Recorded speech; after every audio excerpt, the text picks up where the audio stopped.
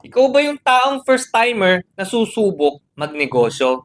Dahil sawang-sawa ka na dyan sa trabaho mo, sa traffic na nararanasan mo araw-araw, sawa ka na din panigurado dyan sa 8 a.m. to 5 p.m. mong schedule. At panigurado, sawa ka na din na utusan ng boss mo, ng manager mo, o ng supervisor mo. Na minsan nga nasisigawan ka pa nga. Dahil nalaman mo na sa pagninegosyo pala ay pwede mo makamit yung time freedom na hinahanap mo. At para hindi mo na maranasan ang pagpasok ng 8 a.m. to 5 p.m. at hindi mo na rin maranasan na utos-utusan ng mga boss mo. Kaya gusto mo ngayon makamit itong time freedom na narinig mo na sa negosyo mo pala makakamit. Kaya ngayon na as a first timer, gusto mo ngayon magsubok magnegosyo kahit hindi mo alam kung paano ba magnegosyo. Dahil sa goal mo na gusto mong ma-achieve ang time freedom. Pero bago yan, ikwento ko muna sa'yo nung ako ay isang first timer din na nagnenegosyo. Kasama ko ang mga kaibigan ko na isipan namin magtayo ng isang sizzling restaurant. At dito halos pare-parehas kami sa susubukan naming negosyo. Pare-parehas kaming mga walang alam, lahat kami ay first timer. Dahil naniniwala kami na pag napagana namin itong negosyo namin na to ay makakamit din namin yung time freedom na gusto namin. At ang goal namin sa pag-uumpisa ng negosyo na to ay time freedom para makaalis kami dun sa trabaho namin. Ang problema pala sa pag-uumpisa ng negosyo, lalo't first timer at inisip mo na time freedom kagad yung gusto mong makamit, ay madidisappoint tayo. Na-disappoint kami dahil sa pag-uumpisa pala ng negosyo, hindi kagad ito magtatagumpay. O malaki yung tsansa na malugi ito dahil nga first timer, lahat naman ng taong nagsisimula sa isang bagay ay hindi nila alam kung ano ba yung gagawin nila. O lahat naman ng nagsimula sa umpisa ay nahirapan. Wala namang madali sa umpisa. Lahat ay napag-aaralan nga. Kaya ganun ang nangyari sa amin ng mga kaibigan ko. Nalugi yung unang negosyong itinayo namin. At hindi namin nakamit yung time freedom na gusto namin. At nagkanya-kanya na kami at nagsubok pa rin ako na makagawa ng aking sariling negosyo.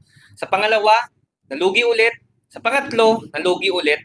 At sa pang-apat, dala-dala ko na yung mga natutunan ko nung una, pangalawa at pangatlo na gamit ko to doon sa pang-apat na business namin. At ito nga yung Red Battery Trading. Dito ay nagbebenta kami ng automotive at motorcycle batteries. At ito isi-share ko sa inyo yung natutunan ko nung first timer din akong nagnenegosyo. At ito yung pag first timer ka palang nagnenegosyo, hindi mo pala dapat i-goal ang time freedom. Ang dapat mong i-goal sa pag-uumpisa ng negosyo as a first timer ay yung matuto ka ng matuto sa pagpapatakbo ng isang negosyo. Dahil sa pagpapatakbo mo ng negosyo, matututo at matututo ka, yung mga natututunan mo na yon, lagi mo yung magagamit para mas gumaling ka dyan sa ginagawa mo. Ang problema pala, pag inuna mo na isipin yung time freedom, sa pag-uumpisa ng negosyo ay magkakamali pala tayo. Dahil ang time freedom pala ay makukuha mo, ito yung resulta ng mga ginawa mo nung nag-uumpisa ka pa lang. Na ang time freedom pala ay magiging reward mo dyan sa negosyong mapapagana mo. At lilinawin lang natin yung time freedom na nasa isip mo. Ang time freedom, pag ikaw ay nagnenegosyo, ay from the word time, free ka, malaya ka sa oras. Malaya kang ikaw ang mamimili kung ano ang gagawin mo sa mga oras na meron ka. Pupwedeng yung mga oras na meron ka ay maging sobrang productive ka. Meron namang dyan na dahil hawak nila yung oras nila, time freedom nga sila, ginagamit naman nila sa pagpapahinga. Hindi nila nagagamit sa productive way. Kaya ang time freedom, pag ikaw ay negosyante, ito yung free ka na gamitin mo sa tama yung oras mo. Hindi yung iniisip natin nung empleyado pa tayo na magpapahinga lang tayo sa bahay, pahiga-higa lang tayo, na napagana mo na daw yung negosyo mo, passive income na wala ka nang gagawin, wala ka nang tatrabahuhin, mauupo ka na lang at kikita ka ng pera. Nagkakamali ka kung yun yung iniisip mo sa time freedom. Ang time freedom sa isang negosyante ay yung hawak mo ang oras mo. Hawak mo ang oras mo kung paano ba ito magiging productive. Kaya ikaw the first timer dyan sa negosyong papasukin mo, huwag mong goalin ang time freedom kagad.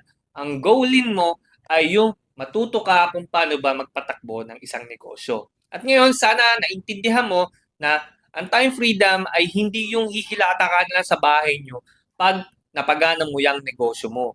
Ang time freedom ay hawak mo ang oras mo bilang isang negosyante, Dahil hawak mo ang oras mo, gagamitin mo ito sa mas productive way pa. Hindi para maglibang na lang.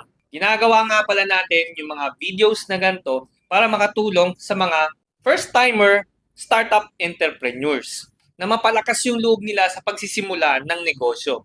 Ang kalaban kasi natin dito ay yung sumubok, mag-umpisa ng negosyo at sa unang negosyong ginawa nila, nalugi, nawalan kagad ng ganang sumubok muli. Naniniwala kasi ako na lahat naman tayong may kagustuhang magnegosyo ay may tsansang mapagana yung negosyong ginagawa natin.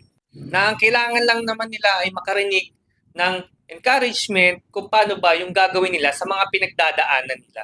Naniniwala ako na hindi man tayo pinanganak sa mayamang pamilya, na tayo ay ordinaryong tao na mayroong ordinaryong pamilya na walang sapat na yaman sa buhay, ay may kakayanang umasenso at kumanda ang buhay sa pamamagitan ng pagnenegosyo. Kaya sana ikaw na nangangarap gumanda yung buhay mo sa pamamagitan ng pagnenegosyo ay huwag kang susuko. Tuloy mo lang yan kung ano yung ginagawa mo. Lahat ng bagay, kung mahirap man yan, matututunan mo yan at dadali din yan balang araw. Bali, hanggang dito lang ang video na to.